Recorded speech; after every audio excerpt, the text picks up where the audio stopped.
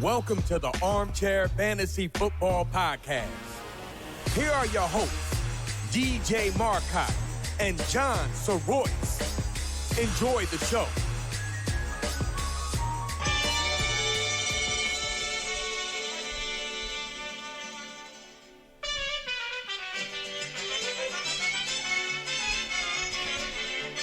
You know what day it is, John? Cinco de Mayo! Cinco de Mayo.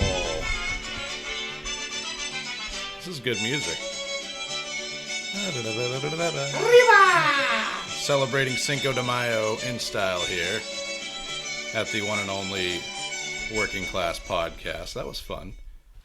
All right. Hey, everybody. Welcome back to the Armchair Fantasy Football Podcast, the Working Class Podcast. We are the Blue Collar Ballers. I'm here with John Soroyce, myself, DJ Marcotte, and a special guest today, the Fantasy Yoda, as I like to call him, Tom Martell, a friend of ours. He's going to chime in on a fun mock draft episode today. As usual, you can check us out on our Facebook page at Armchair Fantasy Football, on Twitter at Armchair FF Pod. I'm on Twitter at Armchair Kingpin. John is on Twitter at John2977. I'm fairly certain Tom is not on Twitter. You can email us at armchairfb@gmail.com and find us on Spotify, Apple Podcasts, Stitcher, and Podbean, and of course our videos on YouTube. We are back on YouTube in video form with our wonderfully handsome faces for your own pleasure and amusement. So yeah, welcome back.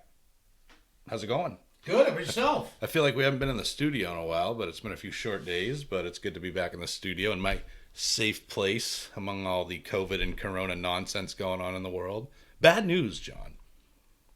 You know Smitty's? You ever heard of Smitty's? Yes. So Smitty's is this really cool place where you can watch a movie and eat dinner and drink beer. So I mean, and during the football season, they play Patriot games. One of my favorite memories, John, of Smitty's was myself and the man to my right here. We're watching a game, the Cleveland Browns against the New England Patriots. So our expectation going into that game was to have to listen to a bunch of idiot Patriot fans lose their minds about how they're crushing the lowly Browns. But it didn't work that way. The vanilla gorilla himself, Peyton Hillis, and the Cleveland Browns actually trounced the New England Patriots that day.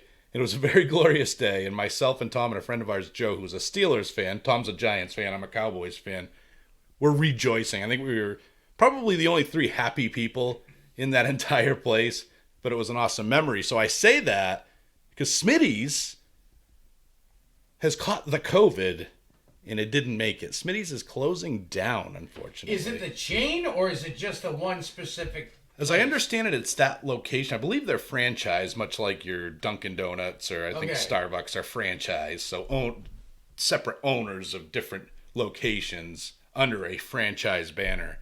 But this is bad news, man. This is bad news. This is a victim of COVID. So we need to, I don't know if we need to let people out or not. In our line of work, they're out anyway. They're not staying home. So we might as well let them go into Smitty's and keep them 7 feet apart. That's the thing about restaurants. Like, you can seat people wherever you want to. Well, Smitty's kind of wasn't that way, but they could have done that. They could have done it. They could have done half the people, let half the people in and just space out in the movie theater. Yeah, man.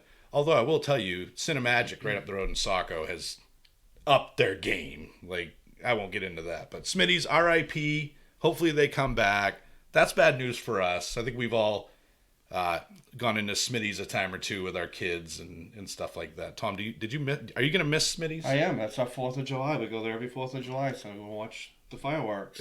Well, there you go. A lot of memories with Smitty's, so rest in peace. I don't know if they're done, though, right? They're not opening back up for like a last hurrah, I would assume. So this is bad news. The news I got, they're done, but I wasn't sure if it was the chain or was the one central location, but I was just told the location. That's why I was trying to confirm that with you. But I will say this. I still stand by. I can live without football. Excuse me. I can live without baseball. I can live without basketball. I can live without hockey. I can live without Smitty's. I can live without tiddlywinks and curling and all that stuff. I cannot, by God, live without football. And it sounds, John, and I don't know if you have any news that kind of ties into this, but it sounds like football might happen. So with that being said, oh, here's some more Mexican music. All right. I missed my cue, so here we go. There we go. And I missed the start spreading the news part of this too. I'm telling you, we got to go back to just audio. Everything goes off without a hitch when it's just audio. We turn that camera on, and it's just brutality. So here we go again, one more time. There we go, Johnny boy. I still didn't get it right. So, biggest news, Pro Football Focus reported that the chances of a season are really good. Even if it comes down to, like I said before, them playing, them excluding bye weeks, them taking out possibly short no Pro Bowl. And no fans, by the sounds of it. There's also talk of if it has to be Saturday and Sunday games to make sure it happens, but also signs right now point to a season. How about watching a Patriots game where they're likely to lose and no fans, no Patriot fans there? Even if they win, that's a good day, right? I mean, not for you, John, but for me and Tom, watching a Patriots game with no Patriot fans, I mean, it's like you died and gone to heaven. Okay, next one. The NFL announced there will be no international games for the 2020 season, but we kind of thought that was going to happen. Nobody cares, yeah. They even tried Mexico, and it was like trying to play in a field after the running of the Bulls. The field conditions were so bad, so yeah, we're not missing anything there. Indianapolis Colts view rookie wide receiver Michael Pittman as an ex-receiver. What do you think, Tom? They don't have one, so Paris Campbell and T.Y. Hilton, so put them in the X. Yeah, and it's funny you say that because on our last show, I think it was our last show, we looked at this as a really good addition. No, it was the draft recap show. This is a great addition because everybody specializes in something different. And with Devin Funchess gone, they don't have that big body guy that can play that X role and play that red zone threat. And I think Michael Pittman could be, I'm telling you, he's one of those guys, along with Denzel Mims and Justin Jefferson, that aren't the biggest names in the draft, but they could make an impact earlier than a Jerry Jeudy or a CeeDee Lamb or a Henry Ruggs. So I definitely have my eyes on Pittman. I think Pittman's got a good chance to... I just guess it depends on what kind of camp he has, if he learns the playbook and everything, but he could pop right off the bat in the offense. Yeah. It all depends, though. So he's the Mike Williams, I think you guys would agree, to Phillip Rivers. Well, he's Phillip Rivers' new Michael Williams, so to speak. Does that mean he gets a ton of targets? I don't know. It all depends on what he's going to do with those targets. I like Paris Campbell this year because I really think Paris Campbell plays that Keenan Allen style role. And I think at this point in his career, his yards after the catch ability are even better than Keenan Allen's. I could be wrong. That might be sacrilege. But, man, how do you not like Phillip Rivers this year, given the weapons he has? Except for Jack Doyle, but he's not a bad tight end. So does that make T.Y. Hilton by default Travis Benjamin? I think... Well, yeah. I'm not high on T.Y. Hilton this year. And I know you're not, but I would consider that T.Y. Hilton is a significantly more talented player than Travis Benjamin. And you never know. I mean, they could get creative with T.Y. and he could kind of fill some of that Austin Eckler type of role, although I think that's more Paris Campbell. But there's skill there in T.Y. I don't think that he fits as well as the other two might in this offense. But I think you might be looking at a bit of a bounce back because who was throwing to T.Y. Hilton last year? Jacoby Brissett, and Jacoby Brissett stinks. I'm sorry to say, but he stinks. So let's give T.Y. a chance this year. Well, don't forget we got Hines here too. So yeah, it's been used out of that backfield quite a bit for the past Naheem Hines, but in fantasy he's not incredibly relevant. No. But speaking of relevant, and just real quick, once they see what Jonathan Taylor can do with the ball when they throw to him, I think Naheem Hines will be marginalized significantly. Colts head coach Frank Reich claims Jonathan Taylor and Marlon Mack will be a 1-2 punch. But you know what? Yeah, that's a smokescreen. So what are you gonna? All right, Tom, I'm gonna ask you this question. As a head coach, do you look at Marlon Mack and say, "Well, you're pretty well screwed because we just drafted your replacement," or do you let the guy actually think that there's a chance that he can compete? You beat him down the first few weeks. Let Taylor just watch a little bit because Max on his rookie contract. This should be it for him. So get what you can out of him. And this is actually his last year, so that's a potential for that to happen. I think it starts as a split. I don't think it finishes that way, but we'll see. I agree. Nobody comes out and says, "Hey, we drafted a rookie to replace you. So Damian Williams, it's not you, it's me. Well, we drafted this guy. Since you're speaking of Damian Williams, I'll go into that news. Chiefs GM says Damian Williams will start and Fresh Prince Clyde Edwards-Helaire will compete. The Fresh Prince of Bel-Air will compete during... Well, see, here's the funny thing, too, is you got to take into consideration how much of a off-season program is there going to be, or preseason program, however you want to call it. But, again, I'm in our keeper league, I'm drafting Clyde Edwards-Helaire in the first overall spot. He's going to be the second RB that I have on my team. And I understand that week 1 or 2 might be a little clunky, but I don't think it's going to take long for this guy to take over. You got Patrick Mahomes saying he wants to make a star out of this guy. You got Andy Reid saying that this guy is better than Brian Westbrook, which remains to be seen, but I mean, I'm excited. I can't wait. Can't wait. I can tell you one thing, though. I know we always wait for rookies to pop, but these guys must have seen something already pop because the Bengals have released Andy Dalton. Yep. And Cowboys picked him up, and they waived Cooper Rush. But what I'm saying is Burrow must have already popped without anything because he already knows he's had the playbook for a couple weeks, but they must be putting a lot of confidence in him with, I mean, who's his backup now? Ryan Finley. I know, yeah. Let's fight Finley. And that guy was he was one of the many backup quarterbacks that did their best to ruin fantasy football last year. But I look at it a little different than you, John, and I don't know about you, Tom, but I look at it as they were trying to trade Andy Dalton. They were trying to get value out of him, and they realized the well was just dry. So the right thing to do for him is cut the guy. And then Dallas came in and paid him not much. I mean, $3 million for a quarterback is not much to be one of the better backups in the league, maybe the best backup in the league. And it's a little bit of insurance, I think, if Dak holds out. I think they have to be aware of that. But, you know, I've seen stuff on social media, or people that are not experts, but they're saying, well, why would Dallas do this? Well, why wouldn't you do this? You got the guy for a year. He's going to back up Dak, and you didn't pay him anything. Like, if it put you over the cap, I could see that, but then it was just a good move. You know, this is a good move. What do you think about this move, Tom? I agree, because if Dak gets hurt, they're a playoff team. They're going to have somebody in there to actually know the offense and throw the ball down the field. Right. And he's a competent, I mean, he's not going to win you a Super Bowl, but it's insurance and it's a good backup. You have a team, and we've seen this in the past, guys, you have a team that can get to the Super Bowl. This team is structured well enough to get to the Super Bowl. They've hired a head coach with championship-winning pedigree. Do they want that all to get flushed down the toilet if Dak Prescott gets hurt? We've seen it in the past. Look at Nick Foles, and I'm not saying this is a Nick Foles situation, but if Dak's out 3 to 4 weeks, look at Pat Mahomes.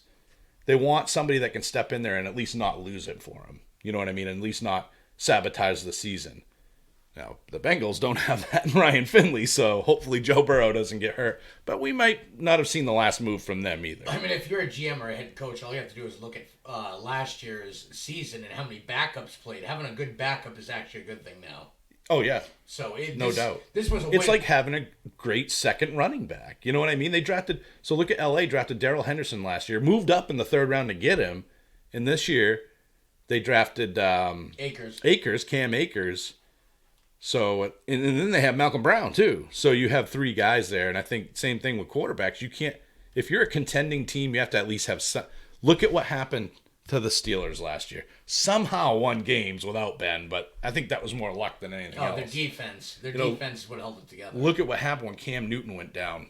Do you really want to be that guy, that team, when your number one quarterback goes down and it costs you? I mean, we're going to see what happens with New England this year without Brady. So, yeah, I think it's a great move. And it's cheap. Why not do it? And people are saying, well, why does Andy Dalton want to be a backup? Well, Andy Dalton's making good money. Nobody was knocking on his door to pay him more than that. So maybe Dallas offered him more than other teams. And next year, he's right back in the free agent pool. And he has a chance to win a Super Bowl ring. It doesn't matter if you're the backup or not. You get a Super Bowl ring. So it's kind of a smart move on him. I don't want to belabor the point on that. Right. You guys know me well enough to, I will say when Dallas makes a bad move, I'll probably be the first to say it. This isn't one of them. Speaking in a radio interview, Bills coach Sean McDermott said that the team's 2020 season would come down to Josh Allen. No pressure, Josh Allen. Well, I mean, so again, this is kind of a loaded comment. It's your franchise quarterback. Like, why would it not come down to your franchise quarterback? Again, we go back to the Tom Brady thing. It comes down to whether New England wins or not. It comes down to having Tom Brady or not having Tom Brady. I firmly believe that. Dak Prescott in the same boat. Whether they win or not is going to come down to Dak Prescott. So, kind of a weird, dumb thing to say, but I think maybe it motivates Allen, and that's the only reason he's saying that. I think after he fell apart in the playoffs last year. I mean, Tom, what did you see out of Allen last year in that one playoff game he played in? He looked like deer in the headlights. He was lost out there. He looked scared. Yeah. So hopefully he got that out of his system, and you're probably going to hear more stuff like this from McDermott because Allen's as talented as they come, but you got to have the mental toughness to be a winner and a champion. That's what separates the Tom Bradys from the Tony Romos. So we'll see if Josh Allen's a Tom Brady or if he's a Tony Romo. He's certainly got the talent around him now. Some minor news, I should say, but Bengals decline John Ross's fifth-year option. The Bears decline Mitch Trubisky's fifth-year option. Shocker. Jaguars decline Leonard Fournette's fifth-year option, as well as sign former Redskins running back Chris Thompson. And the Titans decline fifth-year option for Corey Davis. So, good news. I look at this as good news for Corey Davis. I don't know about you guys, because if he was on Tennessee for another year, it would be another year of Corey Davis stinking. Corey Davis owns part of that, obviously, but he is just not a fit for that offense. Tannehill, I don't think they don't throw down the field all that much. So I think A.J. Brown will be fine. I think Corey Davis might have a few games that pop here and there. But if you look at Corey Davis and he goes to the right team next year, so in Dynasty, Andrew, my son, picked up Corey Davis, not for this year, for next year and where he might end up. He's got that alpha level talent. He just hasn't tapped into it yet. The other notable one is Fournette. Does that mean, so Fournette, so there's two sides of this. Fournette will lose pass catching snaps to Chris Thompson until Chris Thompson gets hurt, inevitably, again. So week one. Yeah, but then they have Reichel Armstead, too. And then the other thing is, what's Fournette going to get on the open market? Devonta Freeman's still sitting out there with no team. So, as a dynasty owner of Fournette, John, trade him as soon as you can while he still has value and get what you can out of him, because it doesn't look good for Fournette. And when he does get to a different team, Tom, I don't know if you agree with this, I think he's going to be in a split backfield if he latches onto another team. Depends where he goes. If it's a playoff team, that's probably will end up like a New England type. Yep. And that would be ugly, huh? But he's the type of guy that Belichick loves. That, who's the guy you love? LeGarrette Blount type of guy. And he's becoming a LeGarrette Blount type of talent, sadly. As much as we love Fournette, his yards per carry weren't bad, but his yards per catch were really bad. So he's a slightly more talented LeGarrette Blount, I think. So, I don't know. Sell.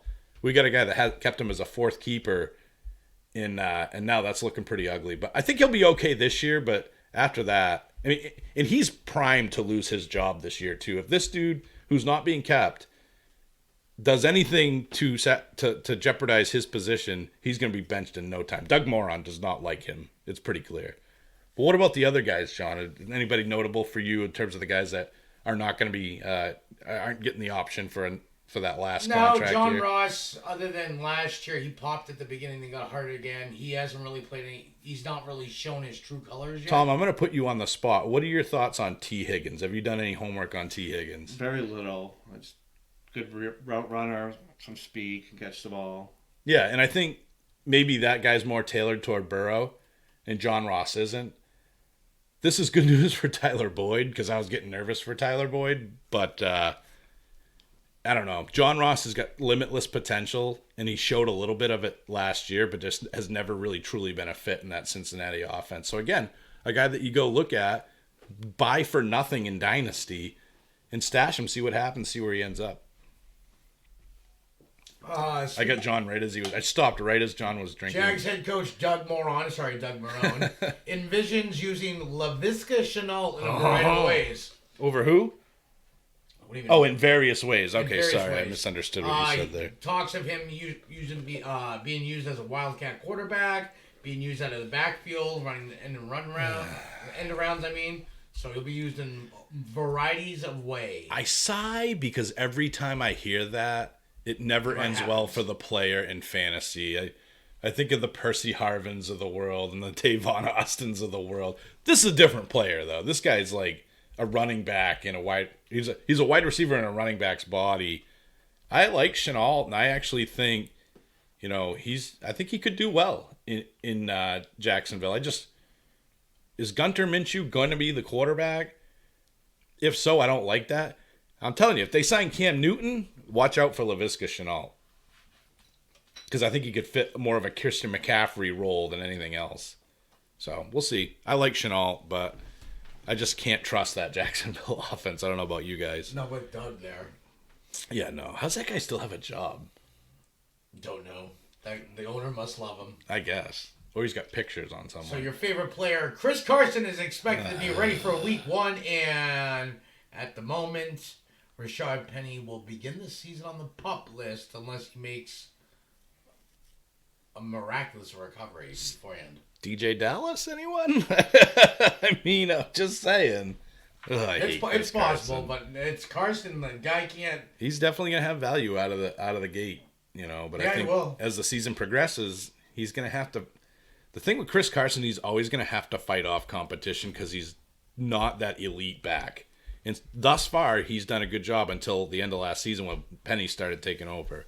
But we'll see if he can hold off Penny and DJ Dallas this year. I like Travis Homer in that offense. Homer's a good player, too. Yeah, Homer's another good running back. That's a great point, Tom. So he definitely has some competition this year. I'd love to see Homer take over that lead role. Anybody but Chris Carson.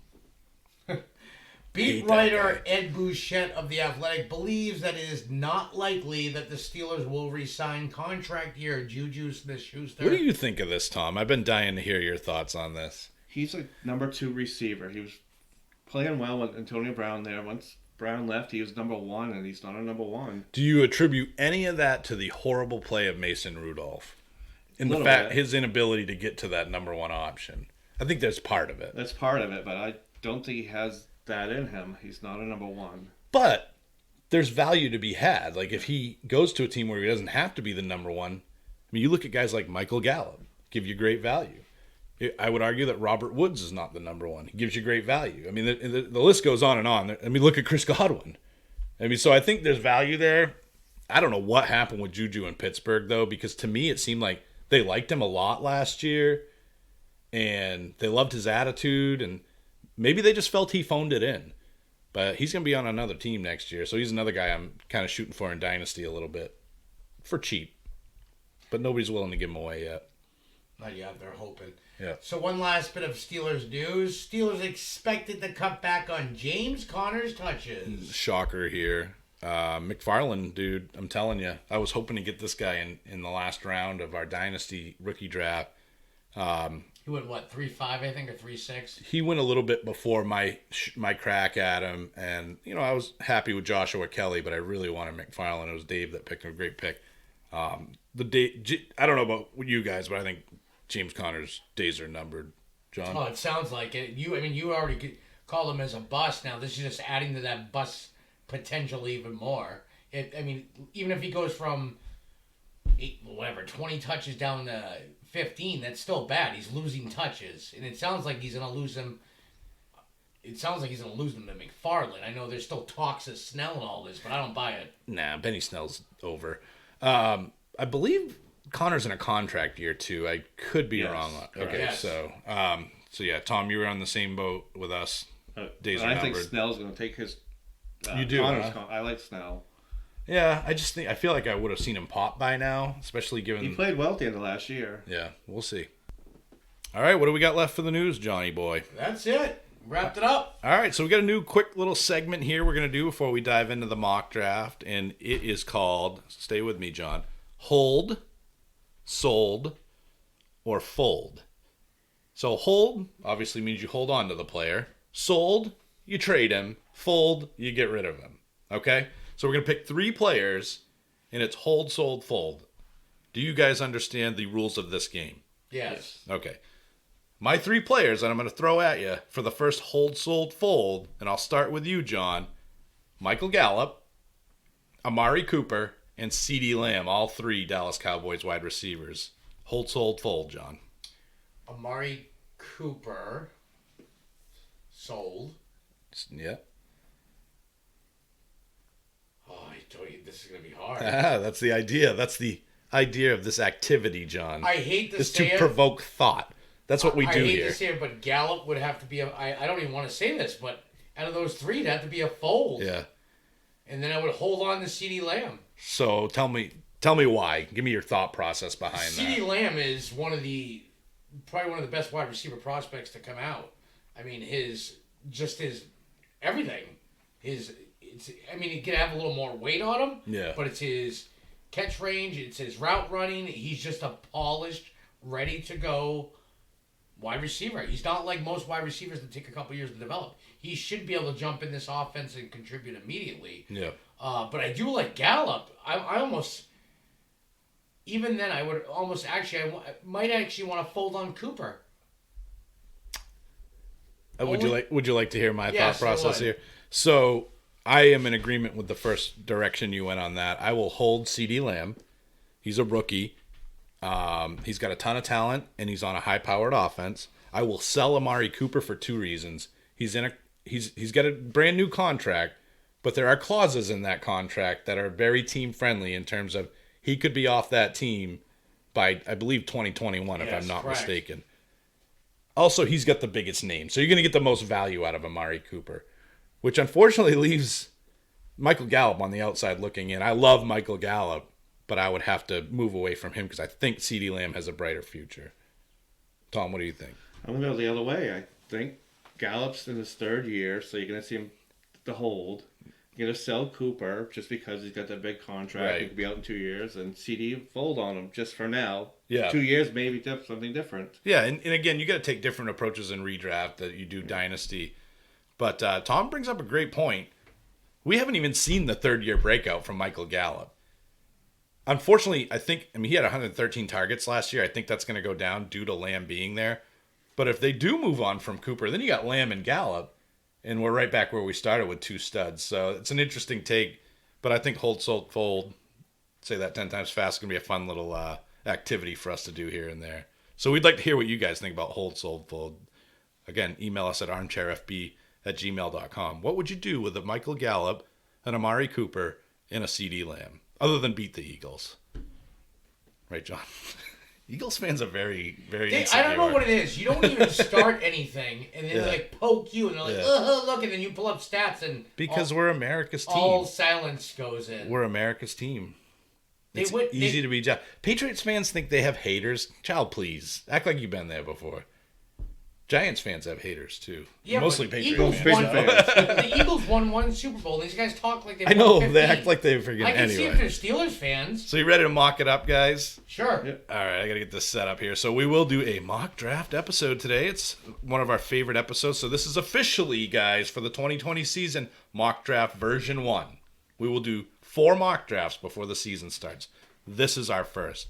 Our positions will be quarterback, starting positions to be clear. Quarterback, 2 running backs, 2 receivers, 1 tight end, 1 flex, wide receiver, running back, tight end, and 6 bench spots. Actually, we're going to do 5 bench spots because we don't need to do... You'll get the point once we get to that 5th bench spot. 12 teams. Are you ready to randomize, gentlemen? Yes. Yes. 10th pick, isn't it? Isn't it? Worse. First. No. Other way. All the way at the other end. 9. 12. 12? So what do you think of the 12th pick, Tom? Are you okay with that? The elite running backs are gone, but you can get a good running back and a good wide receiver there. And it's the turn. turn. You get back-to-back picks. John, what do you think of the 12th pick? Well, it's what I got, so it's going to be good for me. All right, let's engage. All right, we're loading our draft. So, no shock here. The 1-1 is Christian McCaffrey. Then after him, Saquon Barkley, Michael Thomas, Zeke Elliott, Dalvin Cook, Alvin Kamara. Boy, you weren't wrong, Tom. DeAndre Hopkins at the 1-7. Derrick Henry at the 108. Kenyon Drake at the 109. That one really surprises me. Devontae Adams at the 110 and Julio Jones at the 111. So we have a decision to make here. And, John, I'll let you go first. I'm going to let you kick it off, and then we'll go to me and then Tom. Joe Mixon is available. Tyreek Hill is available. And Austin Eckler is available. So those are the 3 names that I like an awful lot as I look at this. but I'm going to let you pick first. Nick Chubb's there. Josh Jacobs is there. For me, man, it's hard to trust Joe Mixon, but that's where my instincts go first. And remember, we have back-to-back picks here, so we can get Mixon and Tyreek Hill. I'm going second, so I'm going to tell you who I'm taking second. No, I'm going to take Tyreek Hill. Oh, interesting. So that was my pick for second pick for us was Tyreek Hill, but John's going to go ahead and with him first. And I feel like we need a running back. We have to get a running back. So for me, Aaron Jones is there, but I'm not a believer, John. I'm just not a believer. He's going to have touchdown regression. A.J. Dillon's there. I'm not going that direction. Josh Jacobs intrigues me, but I have to see him involved in the passing game before I buy in on him.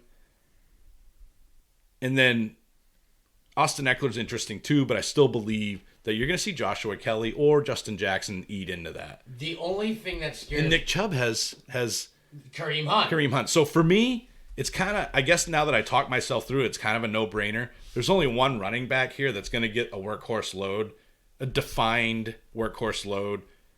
There's no Giovanni Bernard cutting into this. It's Joe Mixon's show. So I'm going to take Joe Mixon with our second pick, the first pick of the second round.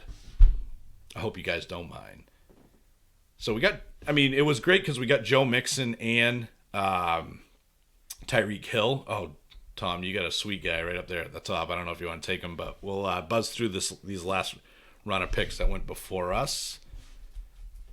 So after we took Joe Mixon, Chris Godwin, Austin Eckler, Josh Jacobs, Leonard Fournette, Kenny Golladay, Aaron Jones, Nick Chubb, Travis Kelce, George Kittle, Mike Evans, Allen Robinson, Miles Sanders, Lamar Jackson, DJ Moore, Juju Smith-Schuster, Patrick Mahomes, Todd Gurley, and Darren Waller, Amari Cooper, Cooper Kupp, Zach Ertz, and then Odell Beckham Jr. went. This is also why I hate when we get either the 101 or the 12 spot, because I have to list off like 50 names every time our pick comes up. So to me, just to look at it real quick, Nick Chubb is still there. Why does it say he's already drafted? Oh, wait, no, I'm sorry. Nick Chubb's gone. Clyde Edwards-Helaire is available. This would be our RB2. Keenan Allen's there. There would be quite a tandem, him and Tyreek Hill. Mark Andrews is interesting too, Tom.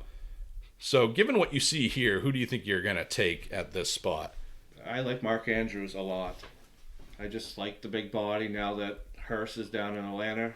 He loses him in there in the tight end spot with him. So true. So he's the only guy there. How about his chemistry with Lamar Jackson? They had it. He just seemed lost. He just dropped the ball a few times. It was all focus with him. And the other thing about this pick too, and I love this pick, so I'm going to assume you're going with Mark Andrews here, Tom. Yes. I love this pick because guess what else this is? This is the last, in my view, elite tight end on the board. After this, there's a big drop-off. So we got our opportunity to shore up that position with a legit guy. So we're going to take Mark Andrews. I love that spot. So now, of course, I get the next pick, and there's a couple things I like to look at. Well, there's a lot of things I look at when I'm drafting. One of the things is I want to make sure I have a good RB1 and a good solid RB2. The other thing, one of the other things I look for, guys, is I want a part of those high-powered offenses. I want to get as much of those high-powered offenses as I can. I don't worry so much about bye weeks. I'll remedy that later in the draft. So my first instinct here is Clyde Edwards-Helaire. Melvin Gordon's an option. I really, truly think he'll be the lead back in Denver, but you do have Phillip Lindsay in the mix. Le'Veon Bell, probably pass on him. The other guy I'm looking at here, too, is Dak Prescott. I firmly believe that Dak Prescott has the opportunity this year to be the QB1 overall at the end of the season. But, again, and John, you and I have preached this over and over again, you don't draft a quarterback early if you can avoid it. Is Dak Prescott going to be that much more valuable than a Kyler Murray or a Russell Wilson who I might be able to get in the next round? I don't personally think so.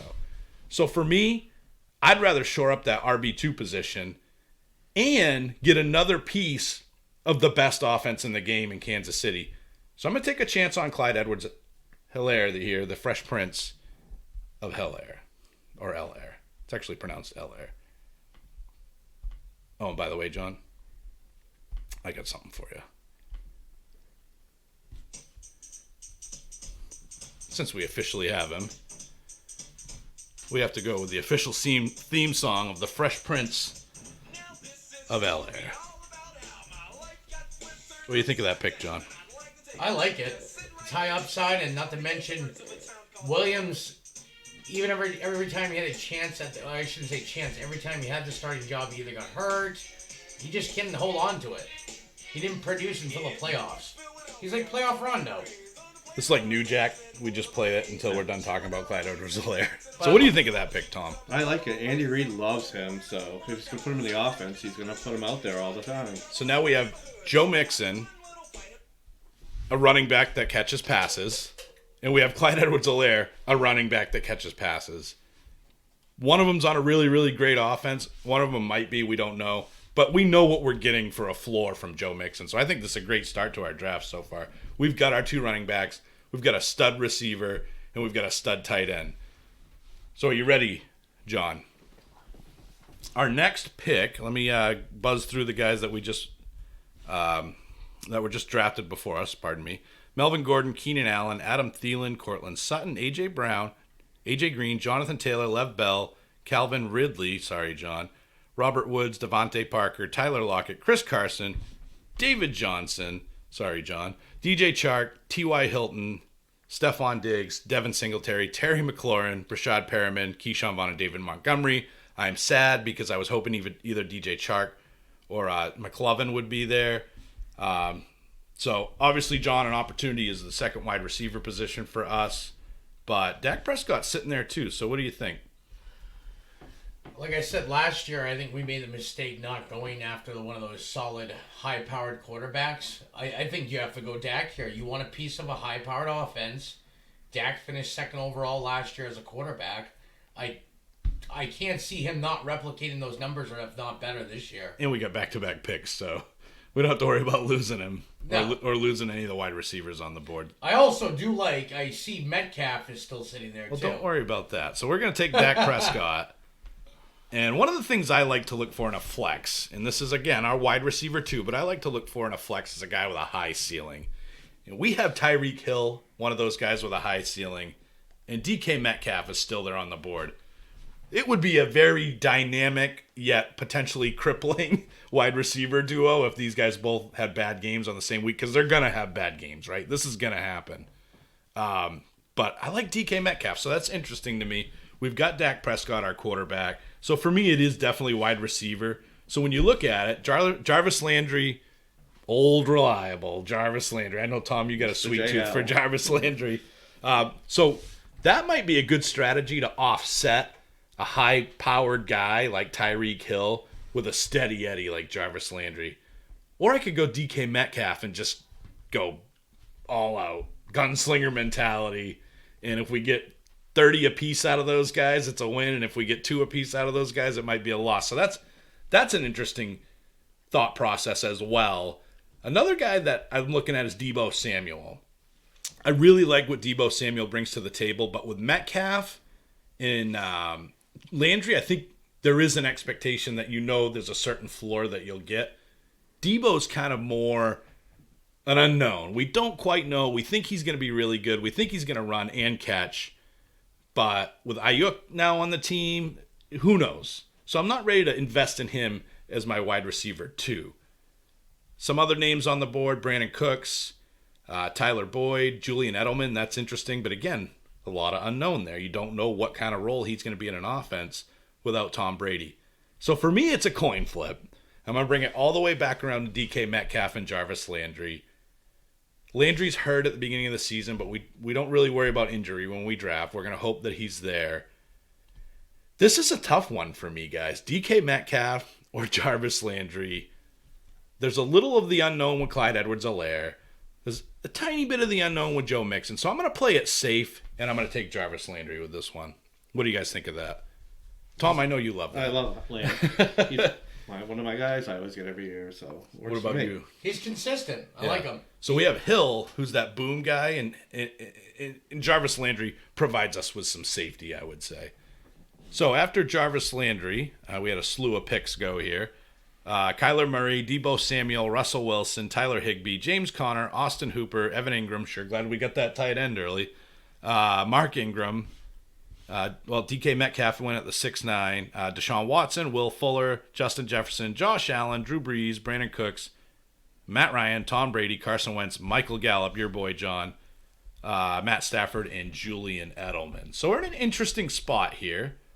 As for running backs, I think we're always going to be interested in those because we want to go as running back heavy as possible. Tom, this is your pick for the record. And then, of course, wide receiver is always an opportunity too. I'm one of those guys that always likes to get 2 stud tight ends. And, of course, quarterback I feel like we're good at. So what position are you looking at here, Tom? I'm looking at the running back position. Okay. Like always at this time of the Yeah, draft. definitely. So let's go through some running backs that are still left on the board. DeAndre Swift, Cam Akers, Kareem Hunt, Raheem Mostert, James White, Geis, Lindsey, Cohen, Michelle, Breida, Dobbins. We'll stop right there. And carry-on's there as well. Who do you think you like the most? I like DeAndre Swift. Do you really? So I don't trust Kerryon Johnson to stay healthy. Both Scarborough's there. Yep. He's a filler. So right now, just to throw a disclaimer out there, DeAndre Swift is in your flex, but we can get a guy in the next round that, well, There's always wide receivers. Tons of wide receivers out there. All right, so we're going to take DeAndre Swift here. I like that pick. I think he's got a lot of upside, and at the end of the season, he could be a league winner for us. He really could if this was a real draft.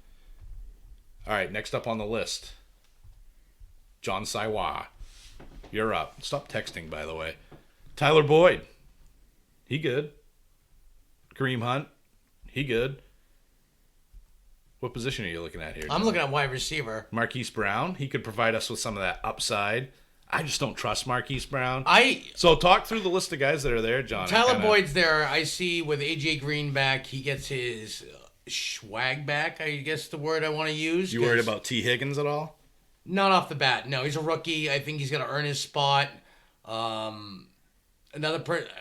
Hollywood Brown is just too sporadic. He's like that.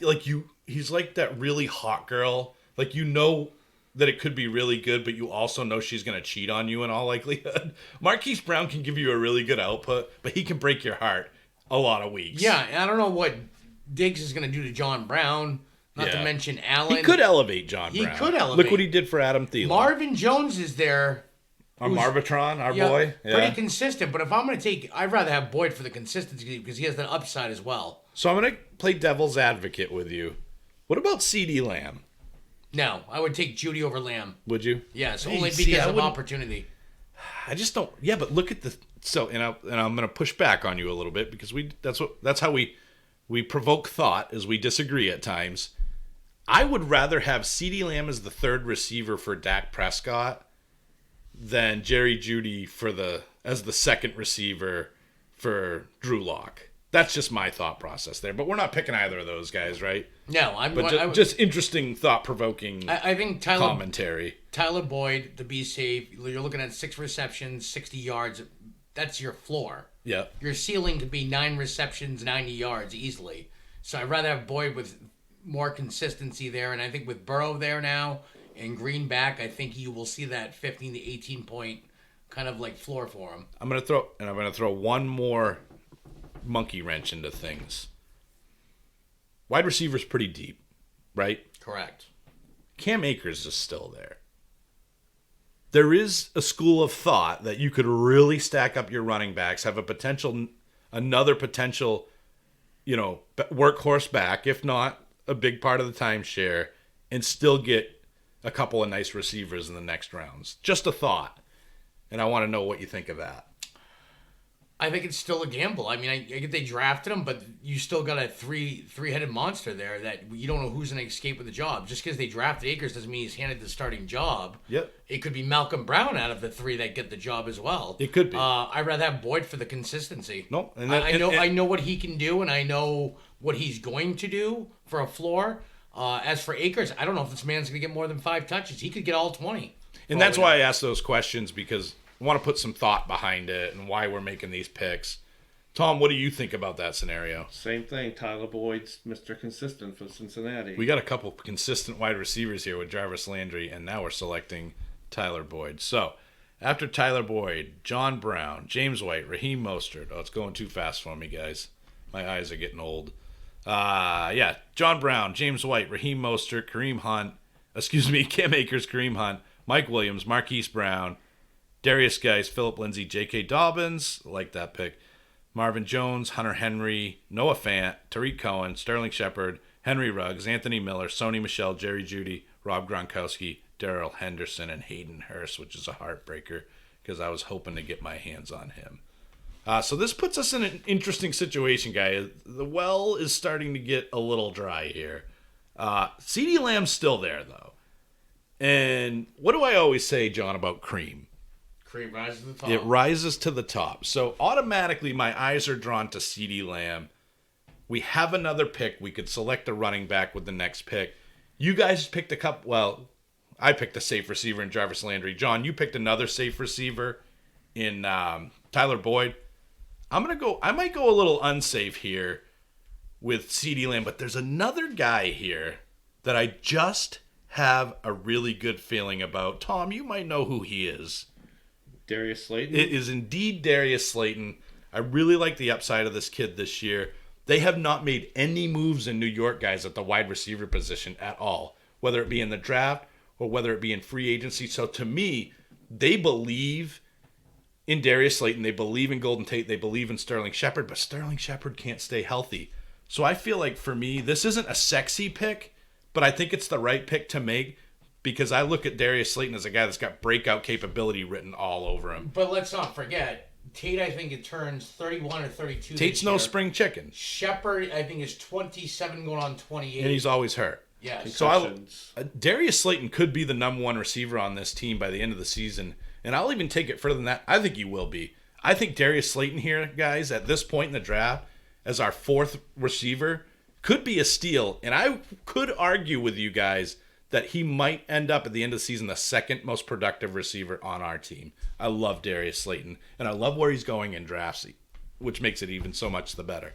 So our next spot, John, we have Tom. Oh, wait, Tom, is your pick? Yeah. Okay, so we know it's not Kerryon Johnson, right? Correct. So we got some running backs and receivers to pick from. We could even go tight end if there was a good enough one on the board. The next best one is Jared Cook. So the well's kind of dry on that. Not good. I saw, if I saw their sheet right, I think I saw... Of course, Aaron Rodgers is still there, too. Go ahead, Tom. I think John, I sorry. saw lightning at running back.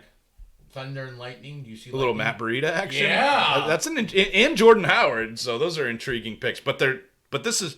And I love Deontay Johnson, by the way. But this is Tom's pick. CeeDee Lamb's there. There's a lot of options here. What are you thinking right now at this time? I'm going to go off the grid and go Alexander Madison because I don't trust... Interesting. Cook.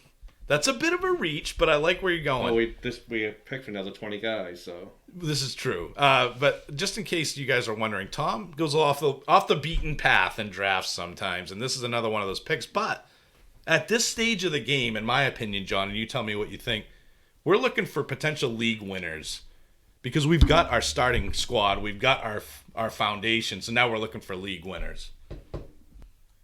I think Madison's a great pick. Cook has not played a full 16 games yet. So, to me, Cook goes down. Madison's a sure thing in that offense. He is the number 2. Yeah, and he, like you said, Cook is brittle as they come, and with a guy like Madison, could be a league winner. I'm a little worried about Mike Boone. I think he's better than people give him credit for, but Madison, I feel like, is the clear-cut backup. He got hurt, too, and I think Boone went in there. So they... Yeah. Well, they run the ball so much. Injury is almost implied. This team runs the ball more than 50% now. I'd say about 55, 56, I think, is what I pointed out last time. So yeah, I don't see them changing their style of play. So I believe it's my pick here. I'm going to be honest, guys. You guys know I love to go put them right up against the wall and grab them handcuffs. But in certain situations, and Giovanni Bernard is an option here. But for me, when I say you got to handcuff your running backs, most of when I do that is late in the season as we're heading to the playoff stretch.